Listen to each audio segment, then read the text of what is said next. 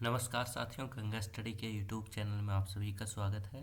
साथियों, गंगा स्टडी के YouTube channel में क्लास 9 साइंस का एनसीईआरटी का एमसीक्यू का सीरीज चलाया जा रहा है और आज उसका 11th चैप्टर होगा कार्य एवं ऊर्जा। इससे पहले 10 वीडियो अपलोड किए जा चुके हैं, वो आपको गंगा स्टडी के प्लेलिस्ट में मिल जाएगा। चैनल के प्लेलिस्ट में जाएं और वहाँ पर क्लास 9 साइंस एनसीईआरटी का एक प्लेलिस्ट बना हुआ है, वहाँ पर जाकर आप पीछे का वीडियो देख सकते हैं। ये वीडियो काफ़ी महत्वपूर्ण है। ये वीडियो इसलिए महत्वपूर्ण है क्योंकि आप पीछे का जो एग्ज़ाम देखे उसमें डायरेक्ट प्रश्न एनसीईआरटी से पूछे जा रहे हैं। जो आगामी एग्ज़ाम होगा उसमें भी प्रश्न जो होगा एनसीईआरटी बेस्ड होगा और एनसीईआरटी से कई सारे प्रश्न आपको डायरेक्ट देखने के लिए मिलेंगे। तो चलिए बिना देर के आज के इस वीडियो को शुरू करते हैं, कार्य एवं ऊर्जा। और इससे जो भी महत्वपूर्ण प्रश्न बनेंगे उसको हम देखेंगे, कुछ न्यूमेरिकल्स भी होंगे उसको भी सॉल्व करेंगे। तो चलिए पहला प्रश्न है यहाँ, जब कोई पिंड मुक्त रूप से पृथ्वी की ओर गिरता है तो इसकी कुल ऊर्जा होती है। तो इसकी कुल ऊर्जा क्या होती है? अचर रहती है। तो इसका सही आंसर क्या हो जाएगा? ऑप्शन सी। ऑप्शन सी इसका सही आंसर हो जाएगा। नेक्स्ट, कोई कार किसी समतल सड़क पर त्वरित होकर अपने आरंभिक वेग का 4 गुना वेग प्राप्त कर लेता है। इस प्रक्रिया में कार की स्थितिज ऊर्जा क्या होगी? आपको ये बताना है कि कोई कार किसी समतल सड़क पर त्वरित होकर अपने आरंभिक वेग का 4 गुना वेग प्राप्त कर लेता है। तो ऐसी स्थिति में कार की स्थितिज ऊर्जा क्या होगी? तो वो अपरिवर्तित रहेगी। तो ऑप्शन ये परिवर्तित नहीं होगी, सही आंसर हो जाएगा। नेक्स्ट, ऋणात्मक कार्य के प्रकरण में बल और विस्थापन के बीच कोण होता है। अगर ऋणात्मक कार्य हो तो ऐसी स्थिति में बल और विस्थापन के बीच कितना डिग्री का कोण बनेगा, वो प्रश्न में पूछा गया है। तो सबसे पहले आपको जानना है कि कार्य बराबर होता है force into displacement into cos theta. तो कॉस थीटा का वैल्यू माइनस में कब होगा? जब थीटा का मान 180 डिग्री होगा। 180 का वैल्यू -1 होता है। तो ऐसे में जो कार्य होगा वो भी ऋणात्मक होगा। तो सही आंसर इसका हो जाएगा option D, 180 degree. Next, 10 KG द्रव्यमान के लोहे तथा 3.5 केजी द्रव्यमान के एल्युमिनियम के गोलों के व्यास समान है। दोनों गोले किसी मीनार से एक साथ गिराए जाते हैं। जब वे भूतल से 10 मीटर ऊपर होते हैं तब इनके समान होते हैं। त्वरण समान होंगे, संवेग समान होंगे, स्थितिज ऊर्जा समान होती है या फिर गतिज ऊर्जा समान होती है, वो आपको बताना है। तो जब 10 मीटर ऊपर रहेगा गिरने से पहले दोनों गोले, तो उसका त्वरण समान होगा। ऑप्शन ये सही आंसर हो जाएगा। नेक्स्ट, कोई लड़की अपनी पीठ पर 3 केजी द्रव्यमान का बस्ता उठाए किसी समतल सड़क पर 300 मीटर की दूरी तय करती है। उसके द्वारा गुरुत्वाकर्षण बल के विरुद्ध किया जाने वाला कार्य क्या होगा? तो यहाँ पर 3 केजी द्रव्यमान दिया हुआ है, मतलब मास दिया हुआ है, और डिस्प्लेसमेंट भी दिया हुआ है, और ग्रेविटी मतलब एक्सेलरेशन भी दिया हुआ है। तो यहाँ पर तो आप सोचेंगे कि बल बराबर फोर्स इंटू डिस्प्लेसमेंट, ये तो निकाल लेंगे क्योंकि फोर्स बराबर मास इंटू एक्सेलरेशन दिया हुआ है, मास और एक्सेलरेशन, और विस्थापन भी दिया हुआ है। लेकिन यहाँ पर जो कॉस थीटा है, कॉस थीटा, यहाँ थीटा का मान 90 हो जाएगा क्योंकि जो फोर्स लग रहा है और जो डिस्प्लेसमेंट हो रहा है उसके बीच का जो कोण है देखेंगे 90 डिग्री का है। क्यों 90 डिग्री का है? देखिए, फोर्स ऊपर की ओर लग रहा है और डिस्प्लेसमेंट आगे की ओर हो रहा है। तो यहाँ जो कोण बनेगा वो 90 डिग्री का कोण बनेगा, और कॉस थीटा का जो कॉस 90 का जो मान होता है, कॉस 90 डिग्री का जो मान होता है वो 0 होता है। तो कार्य भी पूरा 0 हो जाएगा। तो इसका सही आंसर हो जाएगा 0। नेक्स्ट, निम्नलिखित में से कौन ऊर्जा का मात्रक नहीं है? आपको ये बताना है, 4 ऑप्शन दिए गए हैं और आपको ये बताना है कि कौन ऊर्जा का मात्रक नहीं है। ऐसे प्रश्न में कई बार लोग आसान सोचते हैं लेकिन ऐसे प्रश्नों को ही गलत करके आते हैं। तो जूल बिल्कुल ऊर्जा का मात्रक है, न्यूटन मीटर ये भी ऊर्जा का मात्रक है, किलोवाट ये ऊर्जा का मात्रक नहीं है, किलोवाट शक्ति का मात्रक है। देखिए वाट शक्ति का मात्रक है तो किलोवाट भी शक्ति का ही मात्रक होगा। किलोवाट घंटा जो है, किलोवाट घंटा जो है वो हो जाएगा, वो भी ऊर्जा का मात्रक है। एक किलोवाट घंटा, एक किलोवाट घंटा जो होता है 1 यूनिट के बराबर होता है, जो कि आप बिजली का जो खपत करते हैं उसको मेजर किया जाता है। तो इसका सही आंसर किलोवाट होगा, चूँकि किलोवाट ऊर्जा का नहीं बल्कि शक्ति का मात्रक है। नेक्स्ट, किसी पिंड पर किया गया कार्य निम्नलिखित में से किस पर निर्भर करता है? विस्थापन पर, लगाया गया बल पर, बल एवं विस्थापन के बीच के कोण पर, पिंड का आरंभिक वेग पर। तो इसका सही आंसर क्या होगा? किसी पिंड पर किया गया कार्य निम्नलिखित में से किस पर निर्भर नहीं करता है, वो प्रश्न पूछा है। तो पिंड के आरंभिक वेग पर निर्भर नहीं करेगा, चूँकि जो किया गया कार्य है, आप फॉर्मूला ही देखिए तो force into displacement into cos theta. तो फोर्स पर डिपेंड करता है कार्य, विस्थापन पर, डिस्प्लेसमेंट पर करता है और कोण पर भी करेगा। लेकिन ऑप्शन डी में दिया गया है आरंभिक वेग, आरंभिक वेग पर कार्य निर्भर नहीं करता है, तो ऑप्शन डी सही आंसर हो जाएगा। बांध के संग्रहित जल में कोई ऊर्जा नहीं होती है, विद्युत ऊर्जा होती है, गतिज ऊर्जा होती है, स्थितिज ऊर्जा होती है। तो बांध के संग्रहित जल में स्थितिज ऊर्जा होती है, तो ऑप्शन डी सही आंसर होगा। नेक्स्ट, एक पिंड h ऊंचाई से गिर रहा है, h/2 ऊंचाई गिरने के पश्चात इसमें होगी केवल स्थितिज ऊर्जा, केवल गतिज ऊर्जा, आधी गतिज ऊर्जा और आधी स्थितिज ऊर्जा, अधिक गतिज ऊर्जा और कम स्थितिज ऊर्जा। तो देखिए यहाँ पर बोल रहा है कि कोई पिंड को h ऊंचाई से गिरा रहे हैं और जब आधा ऊंचाई तक गिर जाएगा तो उसमें क्या होगा। तो सबसे पहले देखिए, जब वस्तु को जो h ऊंचाई में रखेंगे, मतलब मैक्सिमम हाइट में जब रहेगा, तो उसका जो वेलोसिटी होगा वो शून्य होगा, और जब वेलोसिटी शून्य हो जाएगा तो गतिज ऊर्जा भी शून्य होगा। चूँकि गतिज ऊर्जा बराबर होता है हाफ mv², तो वहाँ गतिज ऊर्जा शून्य होगा, लेकिन वहाँ पर मैक्सिमम स्थितिज ऊर्जा होगा। मैक्सिमम स्थितिज ऊर्जा क्यों होगा? चूँकि स्थितिज ऊर्जा बराबर होता है mgh, तो हाइट मैक्सिमम है। लेकिन जैसे जैसे हाइट कम होता जाएगा, जब वस्तु को गिराएंगे तो हाइट कम होता जाएगा, तो जब आधी हाइट पर पहुँचेगा तो उसमें वेलोसिटी भी आ जाएगा, वेलोसिटी भी निश्चित रूप से आ जाएगा। तो उसमें वेलोसिटी आ जाने की वजह से गतिज ऊर्जा जो पहले शून्य था वो धीरे धीरे बढ़ेगा, और जो मैक्सिमम था स्थितिज ऊर्जा हाइट की वजह से, वो हाइट अब धीरे धीरे कम हो रहा है, तो अब स्थितिज ऊर्जा कम होगा। मतलब अब स्थितिज ऊर्जा जो है और गतिज ऊर्जा आधी आधी रह जाएगी। पहले की अपेक्षा में गतिज ऊर्जा धीरे धीरे बढ़ रहा है और पहले की अपेक्षा में स्थितिज ऊर्जा धीरे धीरे कम हो रहा है, और दोनों आधी आधी रह जाएगी। तो इसका सही आंसर हो जाएगा आधी स्थितिज ऊर्जा और आधी गतिज ऊर्जा होगी, ऑप्शन सी। नेक्स्ट, जीवित रहने के लिए सजीवों को अनेक मूलभूत गतिविधियां करनी पड़ती है। इन गतिविधियों को जैव प्रक्रम कहा जाता है। नेक्स्ट, कार्य बल और किसका गुणनफल होता है? तो कार्य जो है बल और विस्थापन का गुणनफल होता है। नेक्स्ट, किसी वस्तु पर 5 न्यूटन बल लग रहा है और बल की दिशा में वस्तु 2 मीटर विस्थापित होते हैं। यदि विस्थापन होते समय लगातार वस्तु पर बल लगता रहे तो किया गया कार्य क्या होगा? तो जानते हैं वर्क डन बराबर फोर्स इंटू डिस्प्लेसमेंट। फोर्स दिया है 5 न्यूटन और 2 मीटर विस्थापन दिया है, तो यहाँ पर 10 न्यूटन मीटर इसका किया गया कार्य होगा। तो न्यूटन मीटर किया गया कार्य। एक बात यहाँ और ध्यान रखेंगे, जो कार्य का जो यूनिट है न्यूटन मीटर भी बोल सकते हैं, जूल भी बोल सकते हैं, ठीक है। नेक्स्ट, एक कुली 15 केजी का बोझ धरती से 1.5 मीटर ऊपर उठाकर अपने सिर पर रखता है। उसके द्वारा बोझे पर किए गए कार्य का परिकलन कीजिए। देखिए यहाँ पर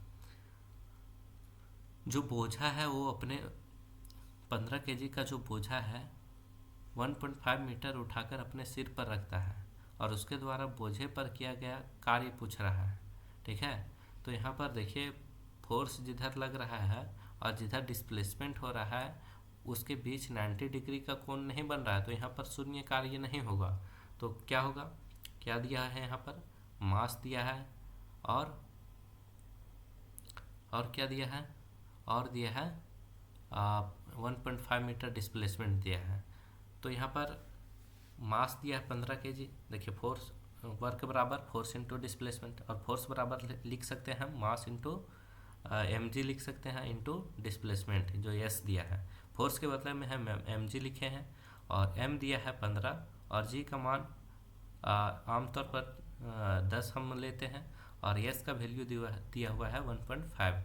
तो यहाँ पर सॉल्व करेंगे तो 225 जूल निकल कर आएगा। तो ऑप्शन बी इसका सही आंसर हो जाएगा। नेक्स्ट, ऊर्जा का मात्रक वही है जो किसका है। ऊर्जा का मात्रक किसके बराबर होता है, तो ऊर्जा का मात्रक कार्य के बराबर होता है। चूँकि किया गया कार्य का भी जूल होता है और ऊर्जा का भी जूल होता है, न्यूटन मीटर भी हम लिख सकते हैं। तो इसका सही आंसर हो जाएगा कार्य। नेक्स्ट, आंतरिक ऊर्जा स्थितिज ऊर्जा तथा किस ऊर्जा के योग के बराबर होता है। तो आंतरिक ऊर्जा जो होता है स्थितिज ऊर्जा और गतिज ऊर्जा के योग के बराबर होता है। तो ऑप्शन ये इसका सही आंसर होगा। गिरता हुआ नारियल, गतिशील कार, लुढ़कता हुआ पत्थर, उड़ता हुआ हवाई जहाज, बहता हुआ पानी किस ऊर्जा का उदाहरण है। तो इसमें सभी में देख रहे हैं गति है, तो इसका सही आंसर हो जाएगा गतिज ऊर्जा, ऑप्शन ए। नेक्स्ट, किया गया कार्य वस्तु के गतिज ऊर्जा में परिवर्तन के बराबर होता है। जो किया गया कार्य होता है वो वस्तु के गतिज ऊर्जा में परिवर्तन के बराबर होता है। तो इसका सही आंसर जो होगा वो ऑप्शन ए हो जाएगा, गतिज ऊर्जा। नेक्स्ट, 15 kg द्रव्यमान की एक वस्तु 4 मीटर पर सेकंड के एक समान वेग से गतिशील है, वस्तु की गतिज ऊर्जा कितनी होगी। तो वस्तु की गतिज ऊर्जा आपको कैलकुलेट करना है। तो गतिज ऊर्जा बराबर क्या होता है, हाफ mv²। यहाँ पर हाफ तो कांस्टेंट है, m का वैल्यू दिया हुआ है और जो v का वैल्यू भी दिया हुआ है। तो इसको सॉल्व करेंगे हाफ mv² में बैठाकर, तो आंसर आएगा 120 जूल। तो इसका सही आंसर होगा ऑप्शन सी। नेक्स्ट, यदि किसी कार का द्रव्यमान 1500 kg है तो उसके वेग को 30 किलोमीटर पर आवर से 60 किलोमीटर पर आवर तक बढ़ाने में कितना कार्य करना पड़ेगा वो आपको बताना है। तो देखिए यहाँ पर पहले अगर हम E1 निकालेंगे तो हाफ mv², मतलब v यहाँ जो है वो u लिए हैं, चूँकि यहाँ पर दो वेग दिया हुआ है। तो इसको सॉल्व करेंगे तो E1 निकलेगा 208416 इंटू 68 जूल। देखिए पर अगर यहाँ इसको सॉल्व करेंगे तो इतना ही आएगा, ठीक है। E1 यहाँ पर इतना आएगा। और इसी तरह से अगर E2 को सॉल्व करेंगे तो यहाँ पर क्या करना होगा, E2 को सॉल्व कर, देखिए E1 यहाँ आया है इतना, ठीक है। और E2 को सॉल्व करेंगे तो E2 के जगह में क्या लिखना होगा, हाफ mv²। तो यहाँ पर mu² की जगह में 30 लिखेंगे और 30 को इसको पहले कन्वर्ट करना होगा 5/18 से मल्टीप्लाई करके मीटर पर सेकेंड में, और v के जगह में 60 को 5/18 से मल्टीप्लाई करेंगे तो वहाँ पर v लिखना होगा। तो यहाँ पर सॉल्व करने पर E1 का वैल्यू इतना आया और E2 का वैल्यू इतना आता है। और हम लोग जानते हैं कि गतिज ऊर्जा में परिवर्तन के बराबर होता है किया गया कार्य।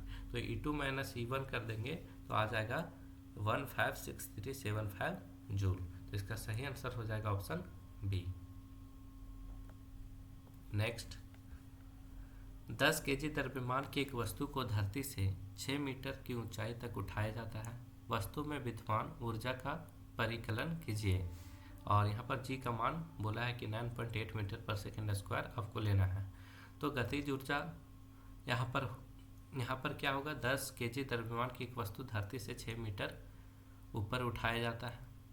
इस वस्तु में विद्यमान ऊर्जा का ज्ञात करना है। तो यहाँ पर क्या है, स्थितिज ऊर्जा या मास दिया हुआ है और यहाँ पर हाइट दिया हुआ है 6 मीटर। तो यहाँ पर जो पोटेंशियल एनर्जी बराबर होता है mgh। तो m का वैल्यू दिया हुआ है 10, g का वैल्यू बोला है कितना लेना है और h 6 मीटर है हाइट। जब इसको सॉल्व करेंगे तो 588 जूल आ जाएगा। सही आंसर ऑप्शन सी।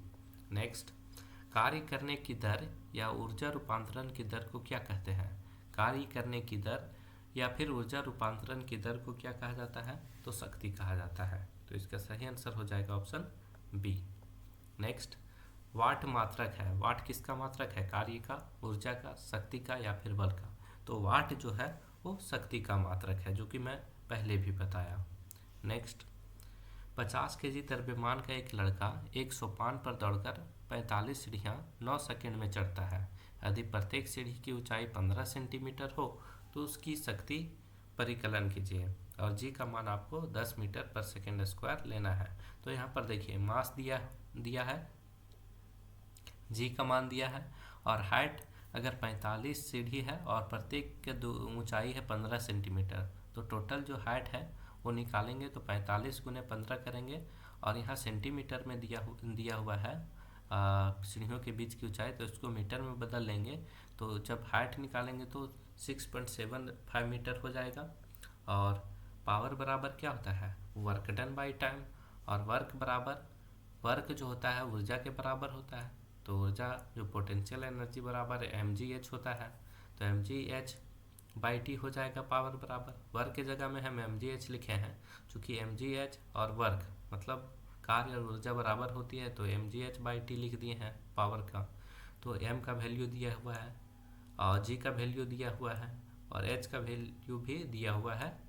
तो इसको सब बैठाएंगे और t 9 सेकेंड दिया हुआ है, तो उसको जब 9 से डिवाइड कर देंगे सब वैल्यू को बैठाकर, तो आंसर आ जाएगा 375 वाट।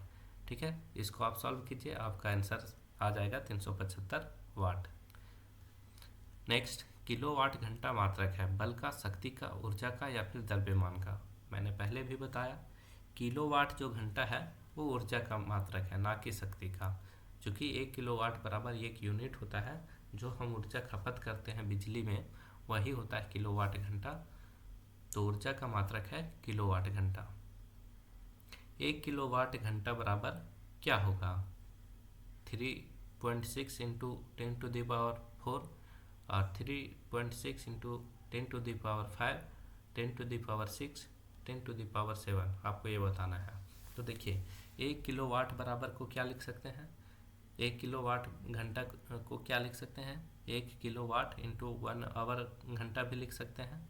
ठीक है, और किलो को जब वाट में बदलेंगे तो 1 किलो को जब वाट में बदलेंगे तो 1000 वाट हो जाएगा और घंटा को जब सेकेंड में बदलेंगे तो 3600 सेकेंड हो जाएगा। और जब इसको मल्टीप्लाई करेंगे तो कितना हो जाएगा? 36 और 5 जीरो मतलब 36 लाख जूल हो जाएगा। और 36 लाख जूल को ही अगर हम यहाँ एक पॉइंट दे दें तो एक जीरो बढ़ जाएगा, तो मतलब 3.6 इंटू 10 टू द पावर 6 हम लिख सकते हैं इसको। तो इसका सही आंसर हो जाएगा option C, 3.6 into 10 to the power 6 joule. Next, 60 watt का एक विद्युत बल्ब प्रतिदिन 6 घंटा उपयोग किया जाता है।